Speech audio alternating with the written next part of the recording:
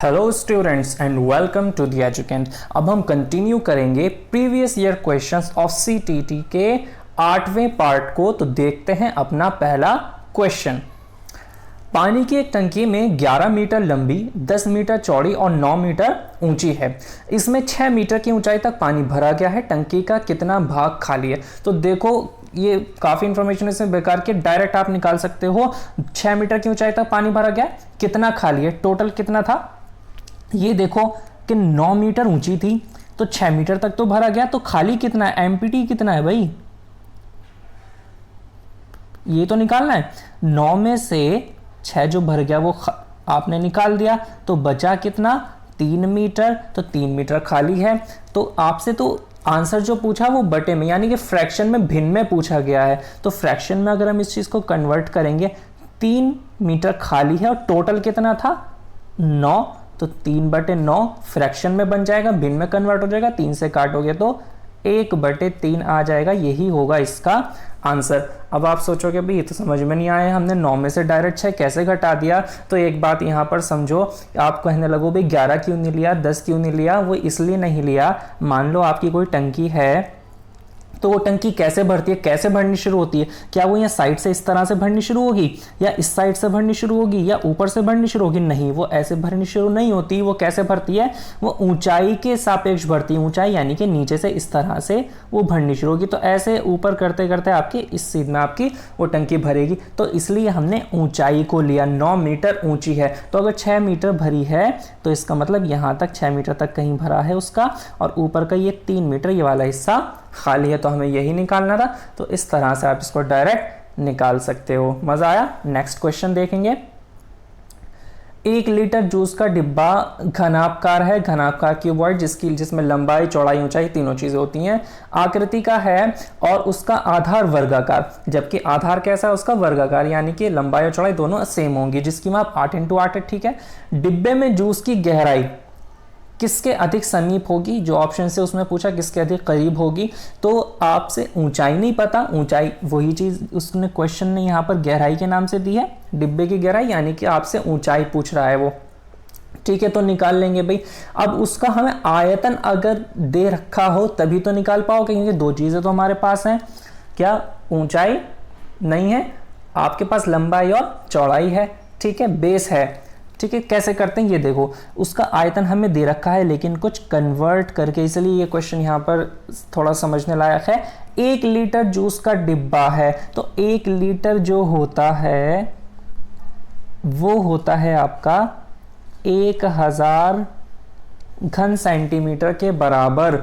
घन सेंटीमीटर समझ लो, आयतन की बात हो रही है। तो आयतन अगर दे रखा है, किसी घनाभ के आयतन निकालने का क्या फॉर्मूला होता है भाई, L into b into h. L मतलब आपकी लंबाई, ब्रेथ और हाइट यानी कि ऊंचाई।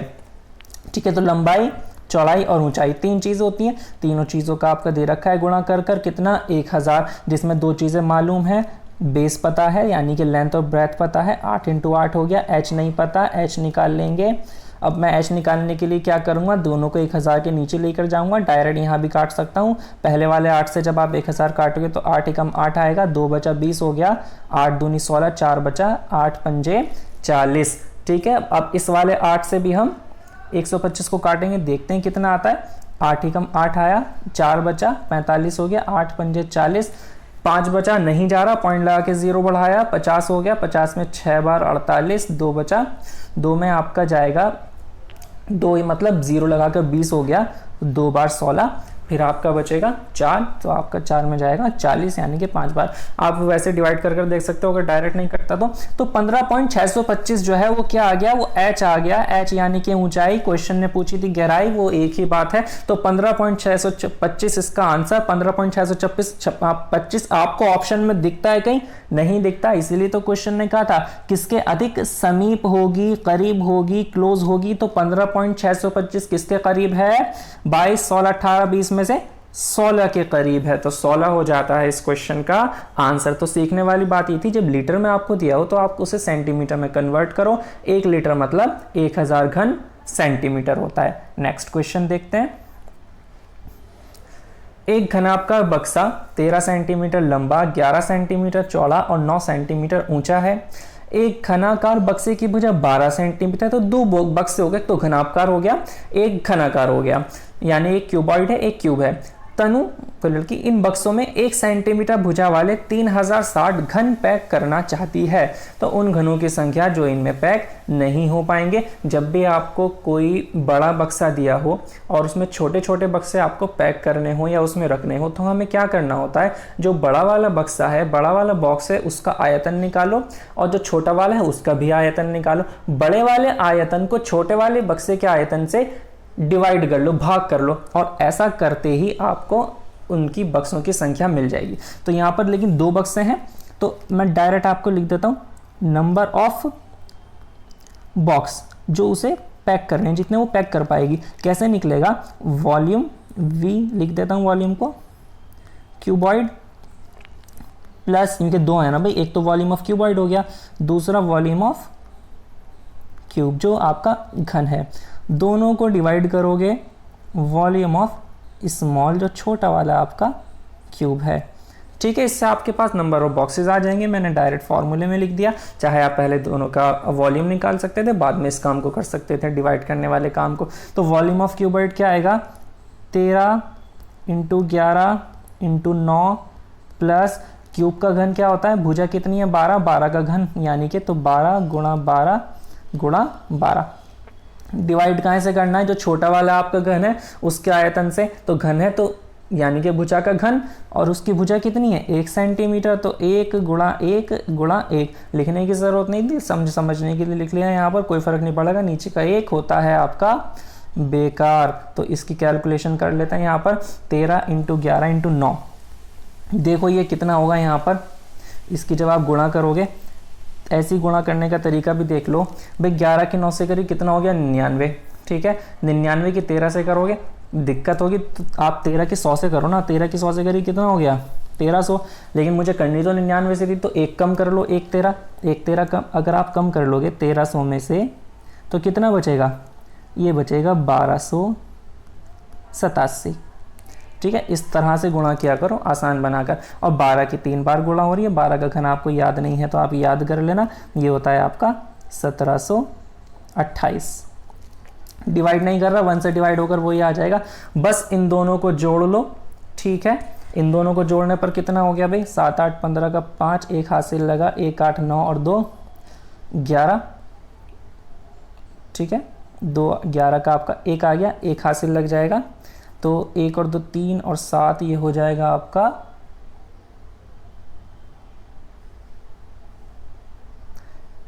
10 का 0, एक और हासिल लगा आपका, तो ये हो जाएगा आपका 3। तो 3015 मेरे पास आ गया। मेरे पास बक्से कितने थे भाई, क्वेश्चन ने क्या बताया था, तनु के पास कितने बक्से थे, 3060 थे उसके पास। और कितने पैक कर पा रहे हैं हम इसमें, 3015। तो 3060 में से 60 में से 15 माइनस करोगे, कितना आएगा, आप यही बता दो ना डायरेक्ट, आएगा 45। तो 45 बक्से ऐसे हैं जो पैक होने से रह जाएंगे। क्वेश्चन ने यही बात पूछी थी, इनमें पैक नहीं हो पाएंगे, तो 45 बक्से पैक नहीं हो पाए। पहले हमने वो निकाल लिया जो पैक हो पाएंगे, हमारा आंसर आ गया, टोटल दिया था उसमें से माइनस कर ले तो बच गए, वो हमें मिल गए। यहाँ पर नेक्स्ट क्वेश्चन देखेंगे। किसी घनाभकार स्टोर की आंतरिक लंबाई और चौड़ाई क्रमशः 16, 13 और ऊंचाई 11 मीटर है। ठीक है, घनाभकार है, तीनों चीजें दे दी। एक अन्य घनाकार स्टोर है जिसकी आंतरिक लंबाई चौड़ाई ऊंचाई प्रत्येक 8 मीटर, एक घन दे दिया जैसे लास्ट क्वेश्चन में दिया था। 1 मीटर भुजा वाले कितने घनाकार बक्से इन दोनों स्टोरों में 7 मीटर ऊंचाई तक रखे जा सकते हैं। जिस तरह से आपका लास्ट क्वेश्चन था, सेम वही क्वेश्चन है ये भी। एक घनाभ है, एक घन है, दोनों बॉक्स यानी कि कमरे की तरह दिए हुए, स्टोर दिए हुए, लेकिन है तो बॉक्स ही मानेंगे आप उनको। तो उससे डिवाइड कर लोगे, क्या जो चीज़ आपको रखनी है उसमें आपको रखनी है 1 मीटर भुजा वाले कितने घनाकार बक्से इसमें रखे जा सकते हैं। बस एक चीज़ चेंज है, 7 मीटर ऊंचाई तक रखे जा सकते हैं। तो हमें ये जो आपका घनाभ है इसकी ऊंचाई आपको 11 दी हुई है यहाँ पर, तो 11 तक आपको पूरा नहीं लेना। 11 की जगह कितना रखोगे, 11 की जगह कर लोगे आप ऊंचाई इसकी 7, क्योंकि हमें पूरा नहीं भरना, हमें सिर्फ 7 मीटर ऊंचाई तक रखना है। इसी तरह हमारा ये जो ये घन है इसकी जो ये ऊंचाई है, हम इसको क्या करेंगे, हम इसको 8 मीटर नहीं लेंगे, तीनों चीज़ें उसने 8 दी हैं, हम इसको कितना लेंगे, इसको भी हम 7 लेंगे, तो दोनों का आपका घन आ जाएगा और इस छोटे वाले से आप इसको डिवाइड कर लोगे लास्ट क्वेश्चन की तरह, डायरेक्ट आपको आंसर मिल जाएगा। तो आप इसकी प्रैक्टिस अपने आप करोगे, ये भी प्रीवियस ईयर में आया हुआ क्वेश्चन है। आंसर बता देता हूँ, आंसर आपका इसका आएगा 1904। ठीक है, इतनी बात आपको समझ में आई होगी। नेक्स्ट क्वेश्चन देखेंगे। तार के 2 टुकड़े हैं और प्रत्येक की लंबाई 272 सेंटीमीटर है। एक टुकड़े से एक वर्ग बनाया जाता है तथा दूसरे से एक आयत बनाई जाती है। यदि वर्ग की भुजा आयत की चौड़ाई से 18 सेंटीमीटर अधिक है तो इनके क्षेत्रफलों का अंतर पूछा है आपसे। कैसे करेंगे, 2 चीज़ें हैं ना भाई, तो दोनों चीज़ों को अलग अलग लिख लेते हैं। एक तो आपका स्क्वायर है, मैं स्क्वायर की इन्फॉर्मेशन यहाँ लिख दूंगा। एक रेक्टेंगल है, रेक्टेंगल की इन्फॉर्मेशन यहाँ लिख लूँगा। 2 पार्ट में कर लेते हैं इसको। देखो 2 टुकड़े थे तार के, 272 सेंटीमीटर के थे दोनों, प्रत्येक की लंबाई जो थी 272 सेंटीमीटर। तो किसी तार से जब आप स्क्वायर बनाओ, रेक्टेंगल बनाओ, आयत बनाओ या मतलब वर्ग बनाओ, कुछ भी बनाओ, तो वो चीज़ क्या होती है आपकी, वो चीज़ कहलाती है आपकी पेरीमीटर। ठीक है, तार से जब आप बनाओगे तो वो चीज़ आपकी पेरीमीटर हो जाएगी। तो पेरीमीटर कितनी हो गई, 272 सेंटीमीटर नहीं लिख रहा, अंडरस्टूड है। तो यहाँ पर भी रेक्टेंगल भी, भाई दोनों तार समान लंबाई के थे ना, तो रेक्टेंगल की पेरीमीटर भी कितनी हो गई, ये भी आपकी हो जाएगी 272 सेंटीमीटर। अब क्या कहा, एक वर्ग बना दिया, आयत बना दी। वर्ग की भुजा आयत की चौड़ाई से 18 सेंटीमीटर अधिक है। तो वर्ग की भुजा कितनी है भाई, पहले तो ये निकालना पड़ेगा। वर्ग की भुजा यानी कि साइड लिख लेते हैं इसको, साइड कितनी है। जब भी आपको पेरीमीटर दिया हो तो पेरीमीटर को 4 से डिवाइड कर लो, या आपका एस आ जाता है, साइड आ जाती है। तो पेरीमीटर अगर 272 है, 272 को मैं 4 से डिवाइड करूंगा, 4 चिंग 24 हो गया, 3 और 2 32, 32 में 8 बार जाएगा तो साइड आ गई मेरी 68।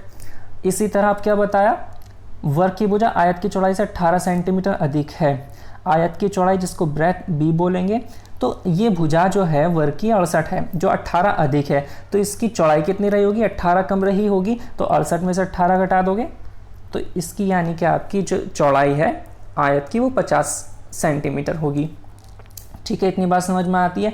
इनके क्षेत्रफलों का अंतर, तो क्षेत्रफल निकाल लेंगे। क्षेत्रफल निकालने के लिए रेक्टेंगल के आपको लंबाई भी तो चाहिए, लेंथ। अब जब मेरे पास पेरीमीटर है यहाँ पर 272, तो मैं लेंथ निकाल सकता हूँ। फॉर्मूला आपको पता है, पेरीमीटर यानी कि परिमाप निकालने का क्या होता है, 2 into L plus b, L plus b, लंबाई चौड़ाई को जोड़ो और 2 से डिवाइड करो। मैं डायरेक्ट निकालने का तरीका बता देता हूँ। 272 को आप डिवाइड करो 2 से, 272 को 2 से डिवाइड करो कि कितना आएगा, 136।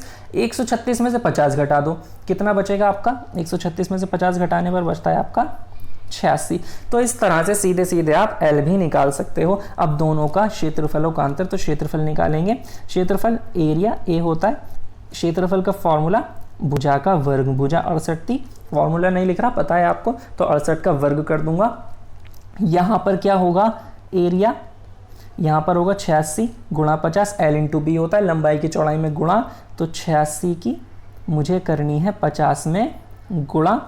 ठीक है, मेरा आंसर आ जाएगा। 68 का वर्ग क्या होता है भाई, 68 का वर्ग देखो, ट्रिक से देखो कैसे किसी चीज़ का वर्ग करते हैं। ट्रिक हालांकि डिटेल में आपको डिस्क्रिप्शन में लिंक डाल दूंगा, अलग से वीडियो बनाई हुई, उसमें अच्छी तरह से बात समझ में आ जाएगी। यहाँ पर डायरेक्ट समझ लो। 68 से 25 का डिफरेंस देखो, 68 में से 25 घटाया कितना बचेगा, 43, 43 बचा। 50 से 68 का डिफरेंस देखो कितना होता है, 18 होता है। 18 का वर्ग कर दो, 324 होता है। ठीक है, बस दोनों को जोड़ लो, 4 2 3 3 6 और ये हो गया आपका 4, तो 46 24 डायरेक्ट आ गया। इस तरह से ट्रिक बहुत सारी हैं स्क्वायर्स निकालने की आपकी, तो इस तरह से आप डायरेक्ट निकाल सकते हो। चलो इसका एरिया निकल गया। अब इसका एरिया देखो, 86 इंटू 50, ये भी डायरेक्ट निकालोगे। 86 के 50 में गुणा करोगे, 50 को डबल किया 100 हो गया, 86 को आधा किया 43 हो गया, एक को डबल करा एक को आधा करा, बात वही रहेगी। तो 100 की 43 से गुणा कर लोगे, कितना हो जाएगा हमारा, यहाँ लिख देता हूँ 4300, 4300। तो दोनों के एरिया आ गए, स्क्वायर का इतना था और आयत का 4300। दोनों का डिफरेंस पूछा था, अंतर पूछा है दोनों का आपसे। तो अंतर कितना हो गया भाई, 4624 में से 4300 घटाओगे 324 बचेगा आपका सीधा सीधा। तो ऑप्शन डी इसका करेक्ट आंसर हो जाएगा। ठीक है, ये बात समझ में आ गई होगी। नेक्स्ट क्वेश्चन देखते हैं। किसी आयत की लंबाई तथा चौड़ाई क्रमशः 48 सेंटीमीटर और 21 सेंटीमीटर है।